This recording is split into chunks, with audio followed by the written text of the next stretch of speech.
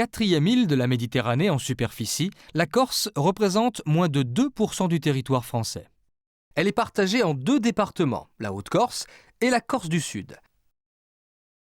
Véritable chaîne de montagnes en pleine mer, la Corse compte une centaine de sommets qui dépassent 2000 mètres, comme le Monte Cinto, le point culminant de l'île. Malgré une altitude moyenne proche de 600 mètres, la Corse vit en communion avec la mer. Aucun endroit ne se trouve jamais à plus de 40 km d'un littoral qui révèle la diversité géologique de l'île. La Corse ne mesure pas 200 km de long et pourtant, elle déroule plus de 1000 km de côte, ce qui correspond à 14% du littoral français. L'île de beauté mérite son appellation sur terre, mais aussi dans la mer, grâce à des fonds marins d'une exceptionnelle richesse.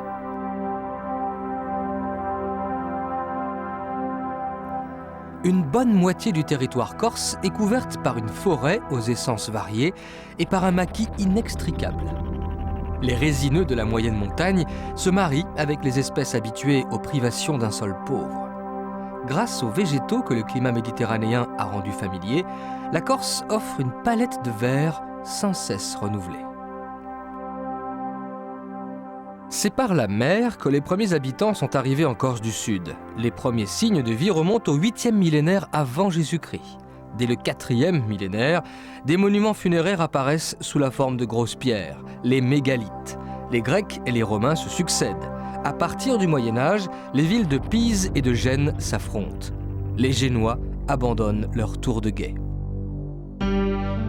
La Corse du Sud est devenue la terre des seigneurs médiévaux accrochés à leurs privilèges. Au XVIIIe siècle, Pascal Paoli tente de faire l'unité nationale, mais il est vaincu. La Corse est intégrée à la nation française quelques années avant que celle-ci devienne l'Empire, fondé par Napoléon Bonaparte, le plus célèbre enfant du pays. La lutte contre les envahisseurs comme les Sarrasins explique la tête de mort du drapeau. Le bandeau a été relevé en signe de liberté, mais certains en réclament davantage. Les bases de l'identité corse reposent sur la famille et sa forme élargie, le clan. L'économie s'est longtemps cantonnée au monde rural et surtout à une forme d'élevage bien adaptée aux terrains escarpés. L'isolement ne facilite pas les échanges dans une communauté soudée par une langue propre et par des traditions fortes comme celle du chant polyphonique. La religion catholique est largement majoritaire en Corse, mais sa progression fut lente à cause de l'isolement des localités rurales. La Corse figure parmi les régions les moins industrialisées de France.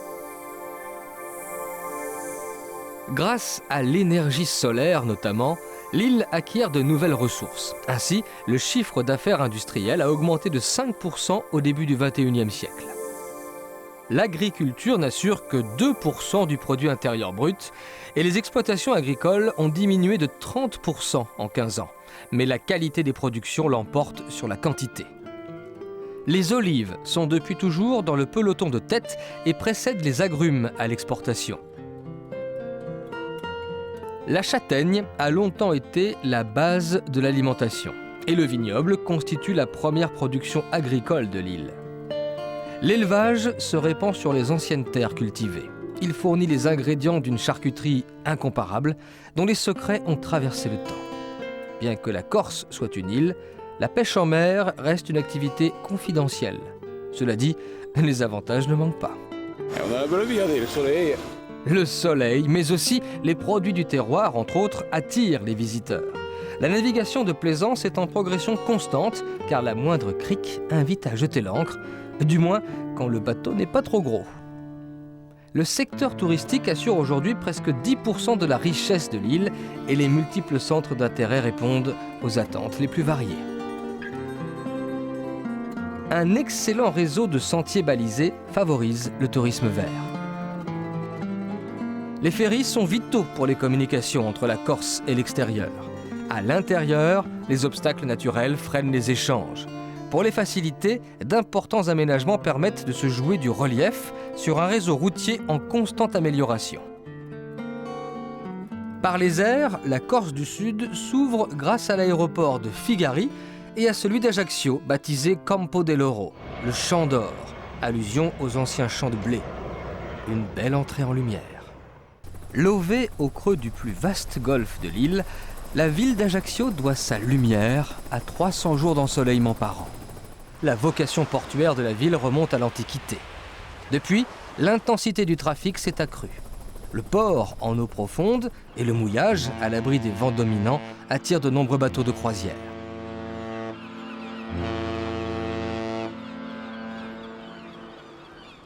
Ajaccio bénéficie d'un microclimat propice à la baignade toute l'année dans un golfe vanté par l'écrivain Prosper Mérimée qui le comparait à la baie de Naples. L'ouverture sur la mer exhale aussi les senteurs iodées des oursins. Ajaccio n'a en rien la raideur d'un chef-lieu départemental. Son art de vivre y contribue largement.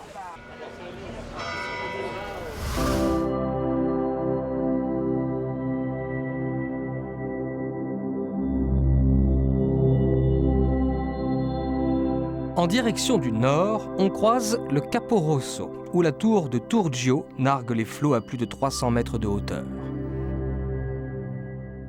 Le Cap Rouge avance son granit massif à l'une des extrémités les plus occidentales de l'île. 70% des rivages corses sont faits de roches. À flanc de montagne et depuis le XVIIIe siècle, le village de Piana domine le splendide golfe de Porto. Un pouvoir surnaturel, selon Maupassant, a donné au granit des formes fantastiques dans un site classé d'intérêt mondial par l'UNESCO, les Calanques. Le granit, en général très résistant à l'érosion, forme la base géologique des Calanques. Il présente ici, en bord de mer, une altération particulière car certaines parties de la pierre résistent moins bien à l'action de la pluie, du soleil, du vent et des embruns salés. Tranchée, puis évidée, la roche se creuse et se laisse façonner par l'érosion. Quelquefois, la nature réussit d'étonnantes prouesses d'équilibre.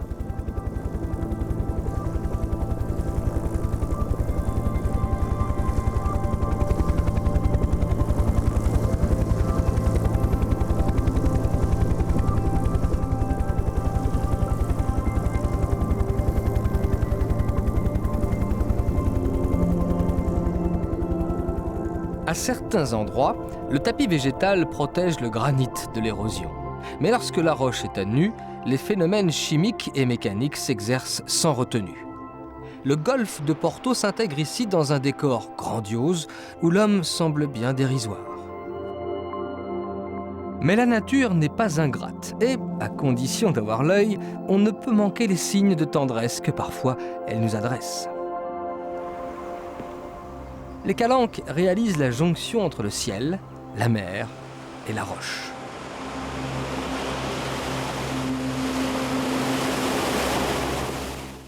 Non loin de la limite du département, la petite localité de Porto se blottit derrière un monticule granitique dissuasif.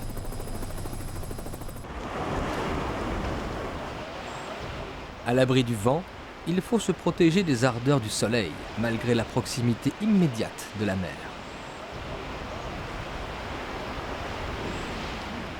Une tour génoise à base carrée protège le port depuis le milieu du XVIe siècle contre les incursions des Sarrasins.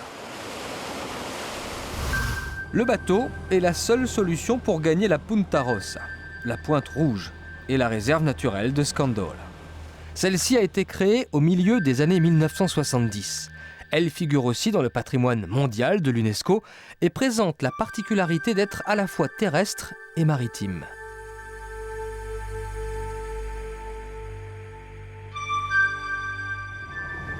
La réserve de Scandola est formée pour une grande part de roches volcaniques qui émergent en parois vertigineuses au-dessus de la mer.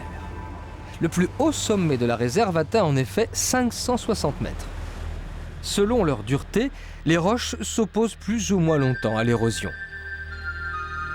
L'érosion, ici aussi, a pu laisser libre cours à sa créativité. Elle a même joué sur la corde nationale en dessinant le contour de l'île. La réserve revendique ainsi son appartenance au parc naturel régional de la Corse.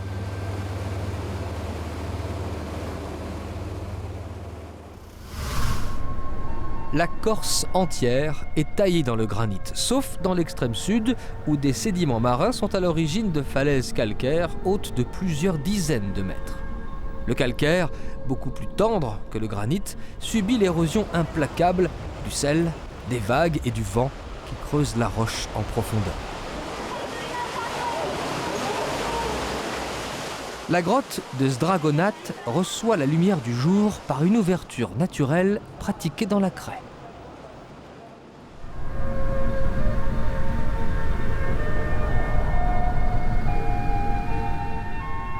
Sur une étroite langue de calcaire, la ville haute de Bonifacio occupe un site inouï. Une double falaise déjà décrite par Homère dans l'Odyssée.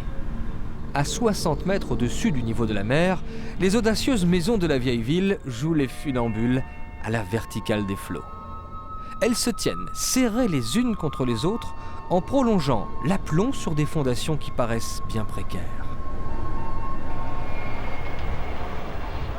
Derrière les falaises et au fond d'un goulet long d'1,5 km, la marine accueille les bateaux de plaisance à l'abri du large. La position stratégique de la ville a suscité beaucoup de convoitises, mais ce sont les Génois qui l'érigeront en place forte après l'avoir ravie aux Pisans à la fin du XIIe siècle. À 2 reprises, la citadelle fut assiégée, mais la population résista grâce à sa détermination et à ses prières. Seule la maladie eut raison de son courage. Au début du XVIe siècle, une terrible épidémie de peste décima les 2/3 des habitants. En cheminant vers le nord, la côte orientale se transforme et discrètement, le granit refait son apparition. La végétation s'adapte également et le maquis reprend le dessus. La côte orientale de la Corse décrit le plus souvent une trajectoire rectiligne. Elle supporte une seule exception de taille, une découpe profonde de 9 km, le golfe de Porto Vecchio. Les salines, exploitées depuis l'Antiquité, ont enrichi une ville choisie par la République de Gênes comme place forte au XVIe siècle. La cité du sel offre également des conditions idéales pour les bateaux parfaitement à l'abri du vent. La ville haute de Porto Vecchio a conservé une bonne partie des fortifications génoises, malgré les 4 destructions successives qu'elle subira au XVIe siècle en moins de 50 ans. C'est dire si la ville attirait les convoitises. Aujourd'hui, la cité est devenue le 3e port de Corse pour ses liaisons avec le continent. Au départ de Porto Vecchio, on peut aussi se diriger vers le nord de l'île en passant par l'intérieur des terres. On pénètre alors des reliefs qui constituent l'épine dorsale de la Corse.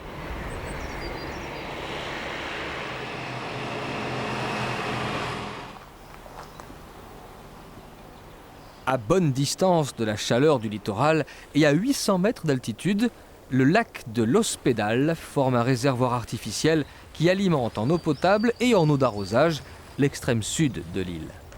Rempli au printemps, le lac doit son nom à un ancien hôpital romain. Les eaux, vitales pour la région, sont retenues par un petit barrage haut d'une 30aine de mètres. Non loin, la Piscia di Gallo, la cascade du Coq, tombe d'une 50aine de mètres de hauteur. Le mince filet d'eau est souvent tari pendant les mois les plus chauds de l'été. La Corse est la plus accidentée des îles méditerranéennes. Les reliefs retiennent les nuages, à l'origine d'une pluviométrie inhabituelle à cette latitude. Les précipitations ont permis la croissance d'une magnifique forêt qui recouvre le quart du territoire. Dans un écrin de verdure, les aiguilles de Bavel jettent à l'assaut du ciel leur pic à près de 1600 mètres d'altitude.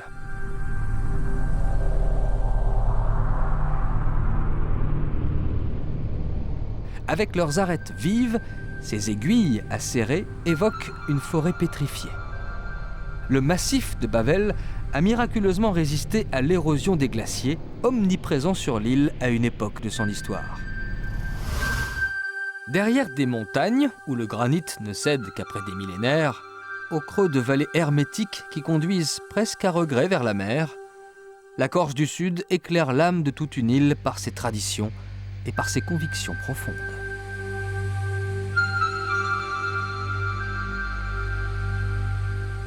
Qu'elle soit naturelle ou électrique, la lumière de la Corse du Sud trouve sa vraie chaleur au cœur d'un peuple qui vibre pour sa terre et qui chante comme il respire.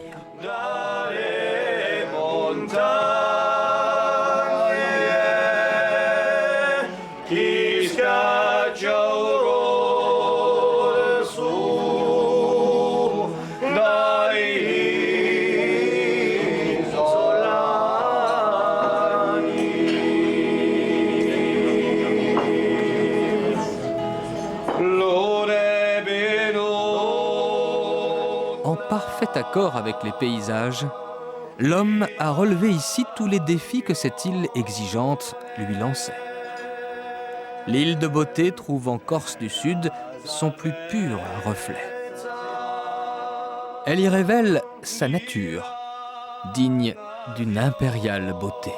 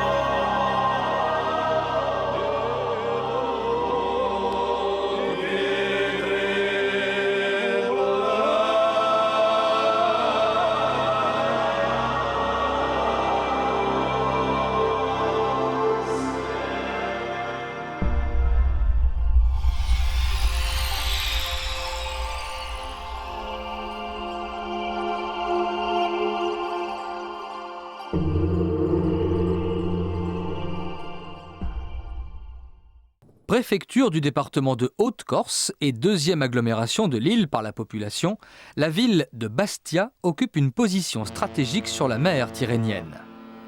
Le site fut choisi par les Génois pour sa proximité avec leur cité, mais l'immense place Saint-Nicolas doit son nom à une ancienne chapelle pisane. À l'ombre des palmiers et des platanes s'ajoute celle des hauts immeubles. L'influence italienne est perceptible à travers les éléments décoratifs et les couleurs pastel des façades. Le nouveau port qui borde la place a fait de Bastia une plaque tournante du trafic maritime en Méditerranée. 2 terminaux de ferry assurent le transit des passagers venus de tous les horizons. Au nombre des passagers, Bastia occupe le 2e rang des ports français après Calais.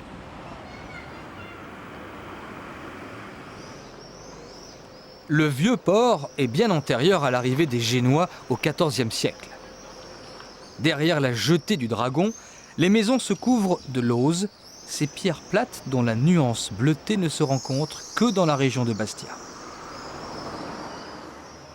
Les quais sont protégés par l'église Saint-Jean-Baptiste, édifiée au XVIIe siècle et décorée d'attributs baroques. Par la sortie latérale, on accède à la place du marché bordée de maisons datant de la même époque. La vieille ville, la Terra Vecchia, était habitée par la population locale en contrebas de la Terra Nova, la nouvelle ville génoise retranchée derrière les remparts de la citadelle.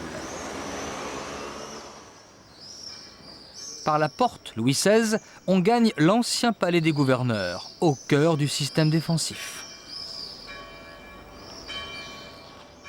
Pilier de l'église catholique en Corse, l'église Sainte-Marie fut le siège de l'évêché jusqu'au début du XIXe siècle, avant le transfert de celui-ci à Ajaccio.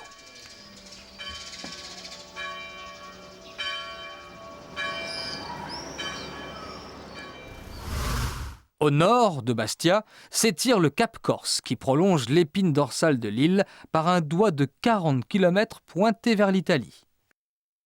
Sur la côte, une trentaine de tours de guet ont été élevées par les Génois pour prévenir la population des razzias menées par les Sarrasins.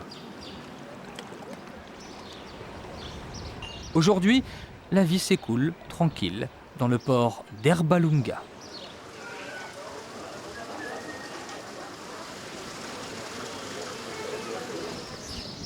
La famille de l'écrivain Paul Valéry est originaire d'Herbalunga. L'auteur du Cimetière marin hésita avant d'orienter sa vie. Il préféra finalement les lettres et la peinture à la mer qui l'inspirait tant. Au sommet d'un piton rocheux à 500 mètres d'altitude, Sant'Antonino est souvent considéré comme le plus vieux des villages corses et comme l'un des plus beaux de France. Il a été fondé au IXe siècle et a connu une longue période de prospérité jusqu'au XIXe.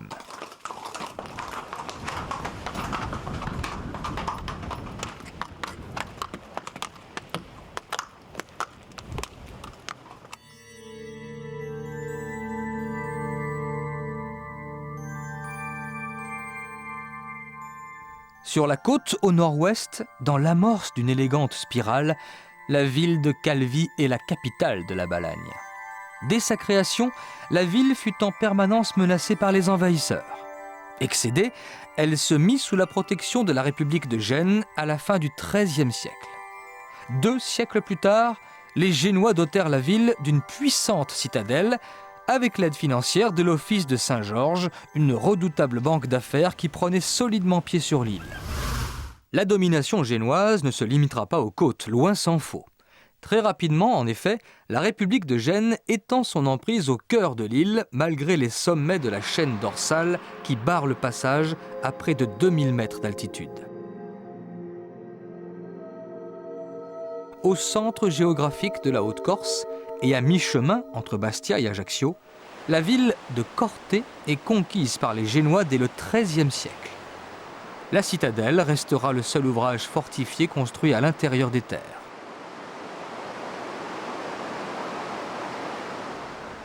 Corte jouera encore son rôle de bastion lorsque Pascal Paoli installera le premier gouvernement indépendant de la Corse. Cela n'était pas évident dans une ville imprégnée par l'occupant jusqu'aux persiennes inspirées d'un modèle génois. Seuls les bergers fréquentaient autrefois le Niolo. Aujourd'hui, les randonneurs arpentent les sous-bois balisés de hauts pins Lariccio à l'écorce gris-rouge. Les rencontres en forêt ne sont pas toujours celles que l'on imagine.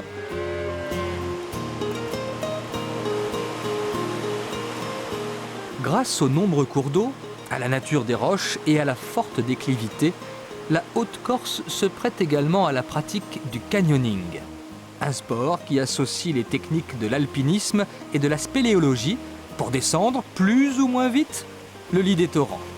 La combinaison isothermique n'est pas superflue pour plonger dans l'eau d'un torrent. Quand il faut y aller, il faut y aller.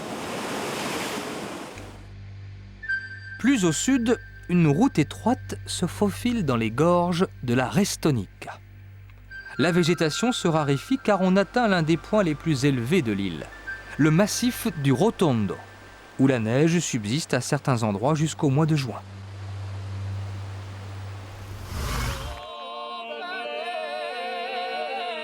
Et quand la nuit tombe, les voix s'unissent spontanément dans la tradition de la paella.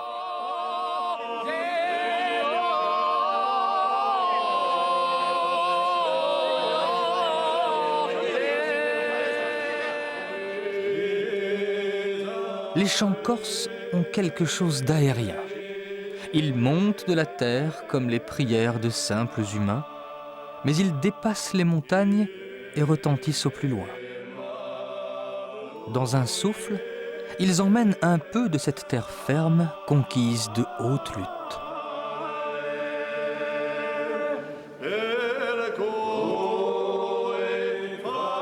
Jusqu'à l'horizon, et sans que la mer ne puisse l'arrêter, la Haute-Corse prolonge à l'infini le jeu de la séduction.